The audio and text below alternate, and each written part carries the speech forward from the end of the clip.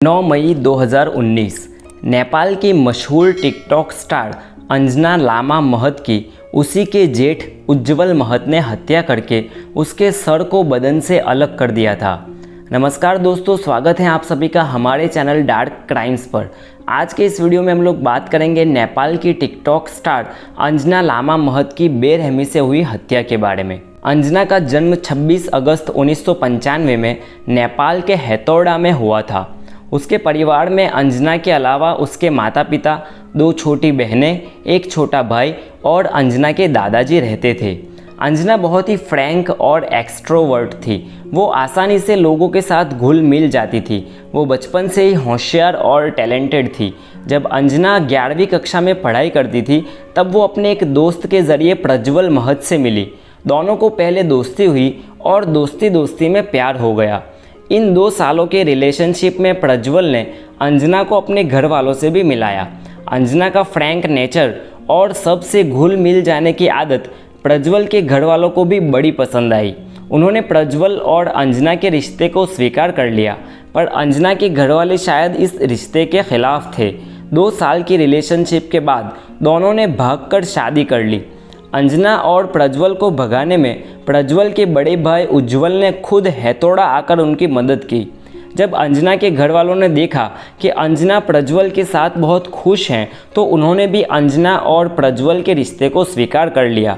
और इतना ही नहीं, उन्होंने अंजना के छोटे भाई को अंजना के घर पढ़ाई के लिए भेज दिया। अंजना के ससुराल में लगभग सभी लोग जॉब करने वाले थे। प्रज्वल खुद एक आईटी कंपनी में जॉब करता था, जबकि उज्जवल साउंड इंजीनियर था, जिसने नेपाल का एक फेमस गाना सुन शैली में भी काम किया था। सभी जॉब वाले होने की वजह से सुबह होते ही सभी लोग घर से चले जाते, शाम को ही सब मिल पाते थे। अपने अकेलेपन की वजह से अंजना ने अपने घर के बगल में ही ब्यूटी पार्लर शुरू कर दिया। अंजना को अपने ससुराल में सबसे अच्छी बनने लगी थी, यहाँ तक कि अपने जेठ उज्जवल और उसकी बीवी के साथ भी। उज्जवल भी स्वभाव से बहुत सही बंदा था। चारों लोग साथ में घूमते फिरते भी थे। दोनों परिवारों के बीच भी अब काफ़ी अच्छे बनने लगी थी। दोनों एक दूसरे के घर भी आने जाने लगे थे। उज्जवल को भी अंजना के भाई बहन से अच्छा रिश्ता हो गया था, मतलब कहीं पर भी कोई कमी नहीं थी। अंजना ने अब अपने फ्री टाइम में टिकटॉक वीडियो बनाना शुरू कर दिया। उसके वीडियो वायरल भी होने लगे और अंजना को प्रसिद्धि भी मिलने लगी। जैसे ही अंजना को टिकटॉक से प्रसिद्धि मिली, उसने मॉडलिंग में अपना करियर बनाना शुरू कर दिया। अंजना के घर वालों ने और ससुराल वालों ने भी अंजना को पूरा सपोर्ट किया। जब अंजना को मॉडलिंग से कुछ पैसे आने लगे तो प्रज्वल और अंजना दोनों ने कनाडा शिफ्ट होने का प्लान बनाया। कनाडा जाने के लिए अंजना ने अपना ब्यूटी पार्लर तक बेच दिया। प्रज्वल के घर वाले भी इनके कनाडा शिफ्ट होने को राज़ी हो गए थे। शादी के 2 साल तक सब कुछ ठीक चल रहा था। शादी के 2 साल बाद अचानक से अंजना के ससुराल वालों के बिहेवियर में कुछ बदलाव आने लगा। दरअसल अंजना और प्रज्वल दोनों की कास्ट अलग अलग थी।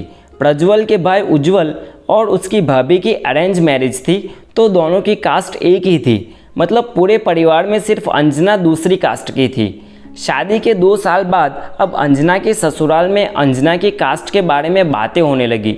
बात बात पर अंजना को बताया जाता कि वो दूसरी कास्ट से हैं। धीरे धीरे अंजना को अपने ही घर में अब पराया महसूस होने लगा। अंजना ने अपनी माँ को भी फ़ोन करके इसके बारे में बताया, तो अंजना की माँ ने अंजना को छोटी छोटी बातें दिल पर ना लेने को बोलकर बात को टाल दिया। अंजना को अपने घर में ही अब घुटन महसूस होने लगी थी। 9 मई 2019 करीब दोपहर के 3 बजे अंजना के घर अंजना के ससुराल से फ़ोन आता है। अंजना की सास अंजना की मां को बताती हैं कि उनके घर कोई बड़ा हादसा हो गया है, इसलिए उन्हें जल्द ही आना होगा। सुनते ही अंजना की मां को कपकपी छूट गई। उसने तुरंत अंजना की छोटी बहन को रोते हुए फ़ोन किया और सब कुछ बताया और उसे ही अपने पिता को फ़ोन करने को बोला। उसने अंजना को 5 से 6 बार फ़ोन करने की कोशिश की, पर किसी ने फ़ोन रिसीव नहीं किया। जिसके बाद अंजना की बहन ने प्रज्वल को फ़ोन किया। प्रज्वल ने फ़ोन तो उठाया, पर उसने भी वही जवाब दिया, घर पर कोई सीरियस एक्सीडेंट हुआ है और आप लोगों को काठमांडू आना पड़ेगा। पहला फ़ोन आने के साथ ही अंजना के घर वाले काठमांडू जाने के लिए तैयारी करने लगे। पूरे रास्ते में उन्होंने अंजना के ससुराल वालों से ज़्यादा जानकारी लेने की कोशिश की, पर कोई कुछ नहीं बता रहा था। अंजना की माँ को शक हो गया था कि उनकी बच्ची के साथ ज़रूर कुछ न कुछ हादसा हुआ है। वो पूरा रास्ता कभी बेहोश हो जाती तो कभी होश में आकर रोने लगती। बदकिस्मती से उस दिन रास्ते में ट्रैफिक भी कुछ ज़्यादा था। जब अंजना के घर वाले अंजना के ससुराल तक पहुँचे तब तक रात के 10 बज गए थे।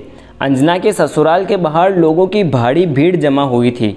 कुछ पुलिस वाले भी दिखाई दे रहे थे। अभी तक अंजना के घर वालों को कोई आइडिया नहीं था कि वो क्या देखने वाले थे। जैसे तैसे करके वो लोग भीड़ को चीरते हुए घर के अंदर दाखिल हुए। सबसे पहले उन्हें अंजना का छोटा भाई जो कि वही रहता था और प्रज्वल मिले। दोनों बेतहाशा रो रहे थे। प्रज्वल के बाकी के रिश्तेदार भी वही थे। एक पुलिस ऑफिसर ने अंजना के पिता को अलग करके बुलाया और उन्हें अंजना के बेडरूम में ले गए। पुलिस ने बेडरूम का दरवाज़ा खोला। अंदर का नज़ारा देखकर अंजना के पिता के पांव तले से ज़मीन खिसक गई। वो अंजना के बेडरूम में दाखिल भी नहीं हो सके। वापस अपने घर वालों के पास जाकर वो चीख चीख कर रोने लगे। अंजना के जेठ उज्जवल ने अंजना की हत्या कर दी थी। अंजना की लाश बहुत ही बुरी हालत में पड़ी हुई थी। उसके हाथ और पैर को काट कर अलग कर दिया गया था। उसके बदन का ऊपर का हिस्सा बेड पर था जबकि नीचे का हिस्सा फर्श पर। उसकी गर्दन उसके बदन से अलग होने ही वाली थी। ऐसा लग रहा था जैसे कोई कसाई ने जानवर को काटा हो। उसके पूरे बदन पर किसी धारदार चीज़ से करीब 20 से 25 वार किए गए थे। कोई भी आम इंसान ये नज़ारा देखकर होश में ही नहीं रह सकता, तो आप लोग अंजना के पिता की हालत का अंदाज़ा लगा सकते हो। काठमांडू पुलिस ने जब तक अंजना के घर वाले नहीं आ जाए तब तक लाश को ठीक वैसे ही रहने दिया और उन्होंने ही फोर्स करके अंजना के घर वालों को बुलाया। पुलिस ने उज्जवल को गिरफ्तार करके उसे कस्टडी में ले लिया। अब सभी के दिमाग में एक ही सवाल था, आखिर उज्जवल ने अंजना को क्यों मारा? उनके पड़ोसी और अंजना के घर वालों के लिए सबसे बड़ी पहेली थी, क्योंकि उनके मुताबिक तो अंजना और उज्जवल को आपस में कोई दिक्कत नहीं थी। अंजना उज्जवल को अपना बड़ा भाई ही मानती थी। पुलिस ने उज्जवल से अपनी पूछताछ शुरू की। उज्जवल ने शुरू से ही अपना गुनाह कबूल कर लिया। अपने कन्फेशन में उसने बताया कि उस दिन सुबह प्रज्वल ने अपना लंच किया और ऑफिस के लिए निकल गया। प्रज्वल के जाने के बाद घर में अंजना, उज्जवल और अंजना की सास ही थी। प्रज्वल के जाने के बाद अंजना अपने कमरे में गई। उज्जवल अपनी टेरेस से अंजना को देख रहा था। उसे लगा आज ही सही मौका है अंजना को सबक सिखाने का। जो भी करना है आज ही करना होगा। वो अपने कमरे में गया और अपनी खुकड़ी ले आया। खुकड़ी एक ऐसा धारदार हथियार है जो ज़्यादातर नेपाली लोग रखते हैं। अंजना हमेशा अपने रूम का दरवाज़ा लॉक करके ही रखती, पर बदकिस्मती से आज उसने अपने रूम का दरवाज़ा खुला छोड़ दिया। उज्जवल अपने साथ खुकड़ी लेकर अंजना के रूम तक गया। उसने हल्के से देखा तो अंजना अपने बेड पर अपना फ़ोन लेकर पड़ी थी। उज्जवल ने अंदर जाने से पहले सोचा कि उसकी खुकड़ी छोटी सी थी, शायद उससे अंजना मर ना सके। वो वापस अपने पिता के कमरे में गया। उसकी माँ कमरे में सो रही थी। उसने अपनी पिता की बड़े वाली खुकड़ी निकाली जो कि वो बकरे काटने में इस्तेमाल करते थे। बड़ी खुकड़ी लेकर उज्जवल वापस अंजना की तरफ गया और उसने अंजना के रूम का दरवाज़ा खोला और अपनी खुकड़ी से सीधा अंजना के ऊपर वार करने लगा। अचानक हुए हमले से अंजना डर गई। उसने उज्जवल के हमले को अपने बाएं हाथ से रोकने की कोशिश की, जिसकी वजह से उसका बायां हाथ ही बदन से जुदा हो गया और खुकड़ी का वार सीधे सर पर लगा। काफ़ी खून बह रहा था और उसकी वजह से अंजना बेहोश हो गई। उज्जवल ने एक बार सोचा कि वो अंजना को ऐसे ही छोड़ दे, पर फिर उसने सोचा कि अगर वो जिंदा बच गई तो उज्जवल को अंजना को मारने का मौका दूसरी बार नहीं मिलेगा। उज्जवल ने अपनी खुकड़ी फिर से उठाई और बेरहमी से अंजना के बेहोश बदन पर वार करने लगा। आखिरकार जब उसे तसल्ली हो गई कि अंजना मर चुकी हैं तो वो बाहर आया और ऊपर जाकर उसकी माँ को बोला, माँ पुलिस को कॉल कर लो, मैंने अंजना को मार दिया है। सभी के मन में बस एक ही सवाल था, आखिर उज्जवल ने अंजना को क्यों मारा? जब उज्जवल को उसके बारे में पूछा गया तो उसने 1-2 नहीं बल्कि 5 कारण बताए।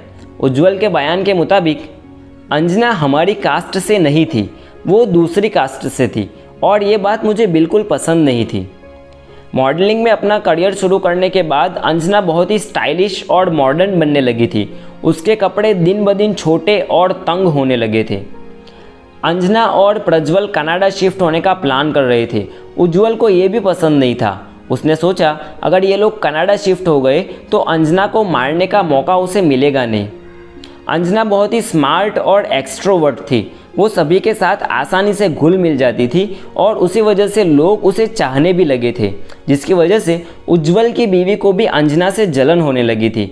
उज्ज्वल की बीवी रोज उज्ज्वल से अंजना के बारे में शिकायत करती रहती और उसी बात ने उज्ज्वल के सीने की जलन में तेल डालने वाला काम किया।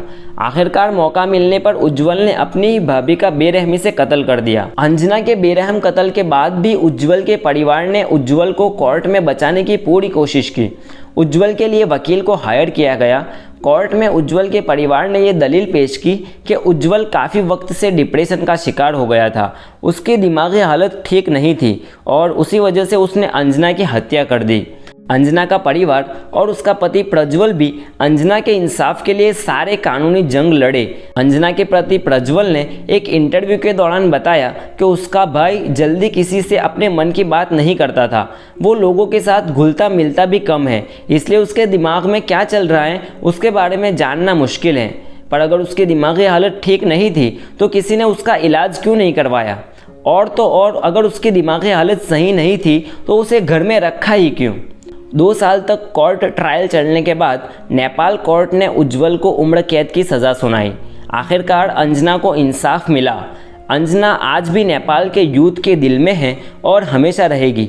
अगर आप भी अंजना के बारे में जानते हैं या जानते थे तो कमेंट में RIP अंजना लिखकर अंजना की आत्मा की शांति की प्रार्थना करें।